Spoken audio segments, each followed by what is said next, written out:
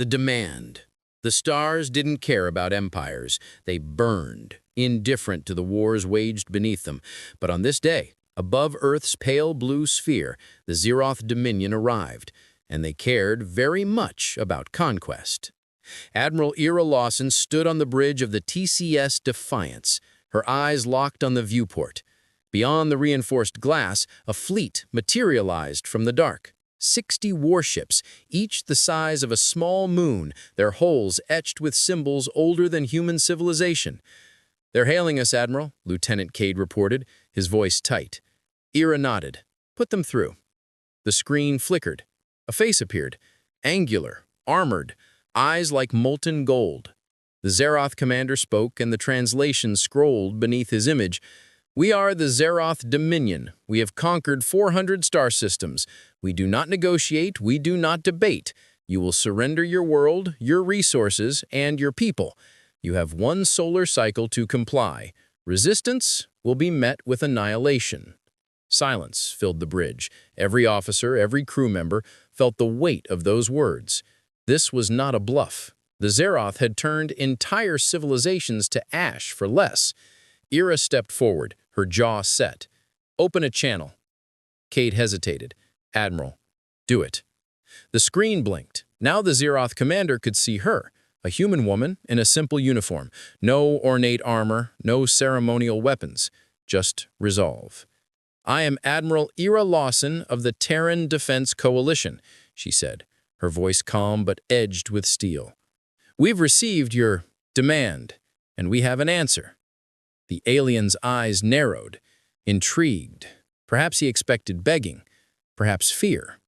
Ira smiled, cold, sharp. "No." The word hung in the void. The Zeroth commander tilted his head, almost amused. "You refuse? You, who have barely left your own star? You think your primitive ships and chemical weapons can stand against the Dominion? We don't think. We know. Because you've made a mistake. And what is that, human? You assumed we'd be like the others. You assumed we'd kneel." She leaned closer to the camera. Her voice dropped to a whisper that somehow carried the weight of billions. "We don't kneel. We adapt. We fight. And we win." She cut the feed. The bridge erupted, voices overlapping, alarms blaring, but Ira raised a hand, and silence fell. "They'll attack within the hour. Prepare every ship. Activate the orbital defense grid, and send the signal." "What signal, Admiral?" Cade asked. Ira's eyes gleamed. "The one we've been preparing for 30 years. The one that every nation, every colony, every outpost has been waiting for." She turned to the viewport, watching the Zeroth fleet begin its slow, inevitable advance. "Tell them humanity stands together. No surrender, no retreat." The first strike. The Zeroth came like a storm. Their warships descended in perfect formation, weapons charging, energy lances capable of carving continents, plasma torpedoes that could ignite atmospheres. They had done this 1,000 times. It was routine. But on they crossed the orbital threshold, something unexpected happened. The darkness moved.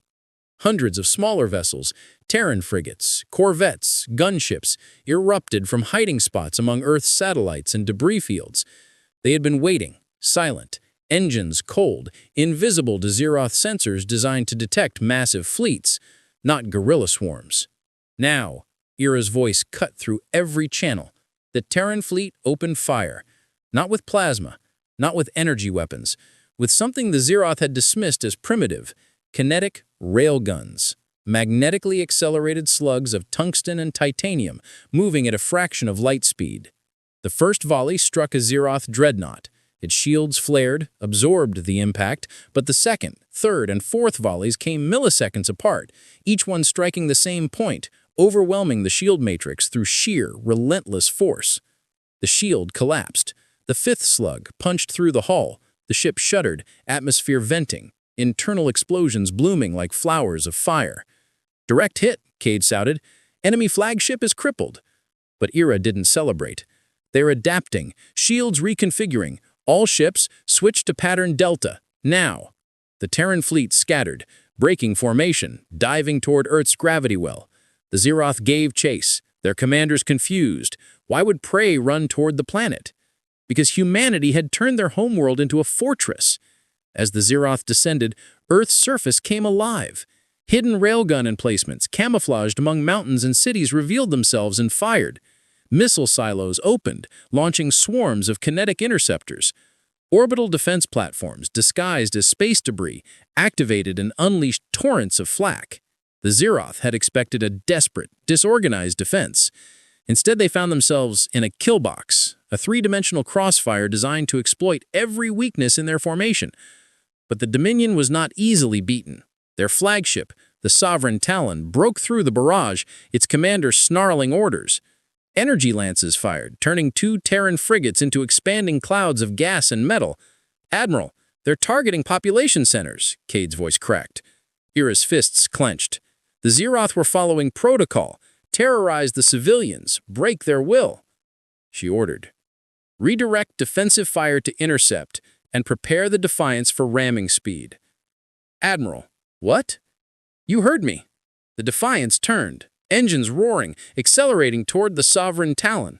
Alerts screamed. The crew braced. But Ira wasn't suicidal. She was clever. "Lieutenant Cade, activate the package." He blinked. Then understanding dawned. His fingers flew across the console. Package active. Transmitting now. Aboard the Sovereign Talon, something went wrong. Consoles flickered. Targeting systems glitched.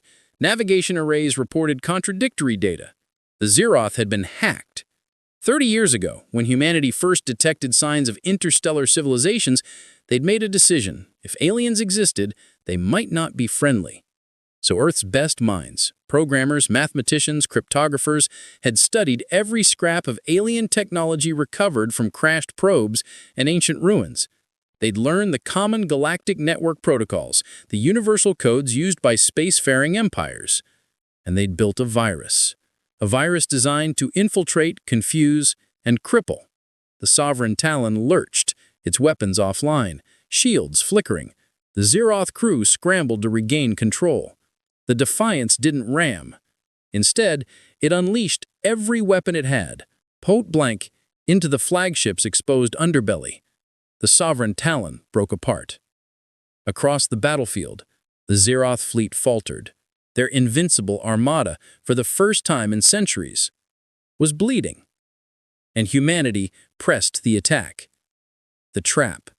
The Zeroth fleet retreated to the edge of Earth's orbit, regrouping. They had lost 12 ships, an inconceivable humiliation. Their commanders, safe in their war rooms on distant worlds, demanded answers. How did primitives, humans, damage the Dominion? The surviving field commander, General Carveth, studied the tactical displays. He was old, scarred, a veteran of 100 campaigns, and he recognized something dangerous. They didn't win through strength. They won through deception. He opened a channel to the remaining fleet. All ships, withdraw to Rally Point Epsilon. Activate full countermeasures. Assume every system is compromised. But it was too late. The virus had spread. Not just to the Sovereign Talon, but to every ship that had linked to the flagship's network for coordination. Terran hackers, embedded deep in stolen alien code, were now inside the Zeroth fleet's infrastructure, watching, listening, learning. Aboard the Defiance, Ira watched the enemy pull back.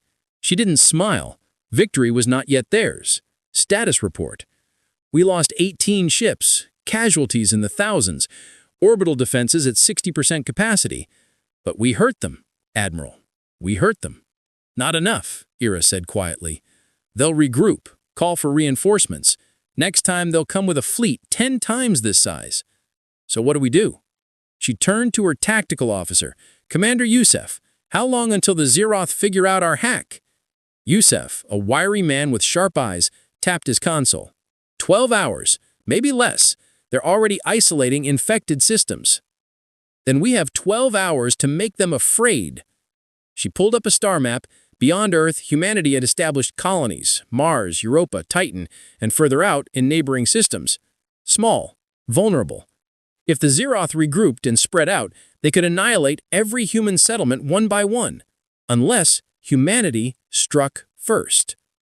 "We're going on the offensive," Ira announced. The bridge went silent. "Admiral," Cade said carefully, "we barely survived a defensive battle. How can we attack them?" "Because they don't expect it," Ira's voice was steel. "Every species the Zeroth has conquered fought desperately to protect their homeworlds. None of them ever counterattacked. They think we'll huddle around Earth and wait for the hammer to fall." She tapped the star map, highlighting a distant system. "This is the Zeroth staging ground, where they refuel, resupply, coordinate. It's lightly defended because they never imagined anyone would be stupid enough to assault it." "And we're that stupid?" Yusef asked, half joking. Ira's grin was wolfish. "Absolutely." Within 6 hours, a strike force assembled. 30 Terran ships, frigates, destroyers. The Council of Shadows. Light years away, in the heart of the Zarath Dominion, the Council of Ascendants convened. They were the ruling caste, beings who had lived for millennia, who had seen empires rise and crumble, who commanded fleets that blotted out stars. They did not concern themselves with individual battles. They shaped the galaxy. But today, they were unsettled. High Ascendant Velcor, eldest among them, studied the holographic report with eyes like burning coals. The destruction of Supply Depot Karshan, the impudent message, the audacity. "A species we classified as pre-interstellar has struck one of our installations," he said slowly, his voice resonating through the chamber. "Explain." General Carveth, summoned to the council, stood rigid. "They are more advanced than initial scans suggested, Ascendant. They possess crude but effective kinetic weaponry, cyber warfare capabilities, and unpredictability." Unpredictability? "They do not fight as other species do. They use deception, misdirection. They sacrifice positioning for confusion. They are chaotic." Another Ascendant, Thera, leaned forward. "You speak as if you fear them, General." Carveth's jaw tightened. "Fear? No. But respect? Yes. These humans do not fight to delay defeat. They fight to win. That makes them dangerous." Velcor's eyes narrowed. "Then crush them. Send the 6th Armada. Reduce their planet to cinders. Make an example of them." But a third voice interrupted. Calm. Measured. Ascendant Drennick, the strategist. "Perhaps that is precisely what they want." The council turned to him. "Consider," Drennick continued, "a species on the verge of extinction would not waste resources on a raid. They would fortify, hide, yet these humans attacked us. Why? To provoke a response, to draw our forces into a protracted engagement. To what end? Thera demanded. Time, Drennick said simply. They are buying time. For what? I do not know, but I suspect we will not enjoy the answer. Velcor considered this, then with cold finality. Send the 6th Armada, but also dispatch intelligence corps to infiltrate their networks. I want to know everything about these humans, their strengths, their weaknesses, their fears, and then we will dismantle them piece by piece. The Alliance. Humanity was not alone in the galaxy. There were other species, dozens, hundreds, most of them subjugated, enslaved, or living in hiding from the Dominion. Admiral Ira Lawson knew this, and she knew humanity couldn't win alone. 3 weeks after the raid on the Zerath depot, the Defiance arrived at a hidden station in neutral space, a place where smugglers, refugees, and rebels gathered away from the Dominion's gaze. Era walked into the cantina-like meeting hall, flanked by 2 guards. Eyes turned toward her, alien eyes, in every shape and color. Whispers followed. That's the human, the one who defied the Zerath. She approached a table where 3 figures sat. The first was Vryn, a reptilian caloxy with shimmering scales. The second was Thessa, a crystalline Siluri whose body chimed softly with each movement. And the third was Aurum, a hulking Gorvathi, all muscle and tusks. "You came," Vryn said, his voice a hiss. "I did not expect it. The Zerath have placed a bounty on your head worth more than most planetary economies." "Flattering, but I didn't come here to collect. I came to make a deal." "Humans do not make deals," Thessa chimed, her voice like ringing crystal. "They make demands." "True," Era admitted. "So here's my demand. Join us. Fight the Dominion. Together." Silence. Then Aurum laughed, a deep, rumbling sound. "You are either very brave or very stupid, human. The Zerath crushed my people's rebellion in a single day. What makes you think we can defeat them now?" "Because now," Era said, leaning forward, "we have you." Vryn's eyes narrowed. "You are one small species? The Dominion has 1,000 worlds." "And yet," Era countered, "we destroyed one of their depots. We hacked their fleet. We made them bleed. The Zerath aren't invincible. They just want you to think they are." She pulled out a data chip, placed it on the table. "This contains everything we've learned about Zerath technology, their network protocols, their ship designs, their tactics. We're offering it to you, free, no strings." Thessa's light flickered with suspicion. "Why?" "Because freedom isn't free," Era said simply. "And we can't win this alone. But if we stand together, humans, Caloxy, Siluri, Gorvathi, every species the Dominion has wronged, then maybe, we can turn the tide." The 3 leaders exchanged glances. Finally, Vryn spoke. "And if we refuse?" Era stood, her eyes hard. "Then you stay slaves, and when the Dominion finishes with us, they'll come for you next. At least we'll die free." She turned to leave. "Wait," Aurum growled. Era paused. The Gorvathi stood, towering over her. "My people have a saying, a blade alone breaks, but many blades together cut mountains." He extended a massive hand. "We will join you, human, but know this.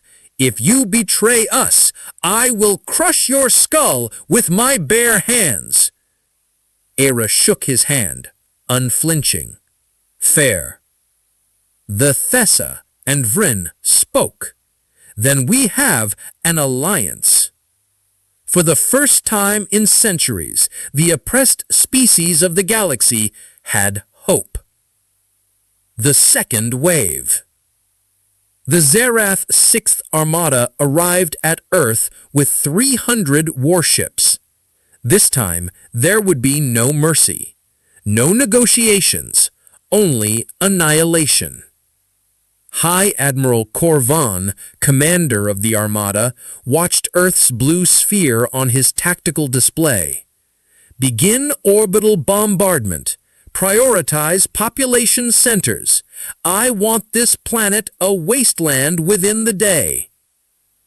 But as the fleet advanced, something unexpected happened. From behind Earth's moon, a fleet emerged, not just human ships, but Galaxy destroyers, Siluri stealth corvettes, and Gorvathi heavy cruisers. The Alliance had arrived. Korvan's eyes widened. Impossible! The other species? They wouldn't dare. Oh, we dare! Ira's voice cut through his comm channel.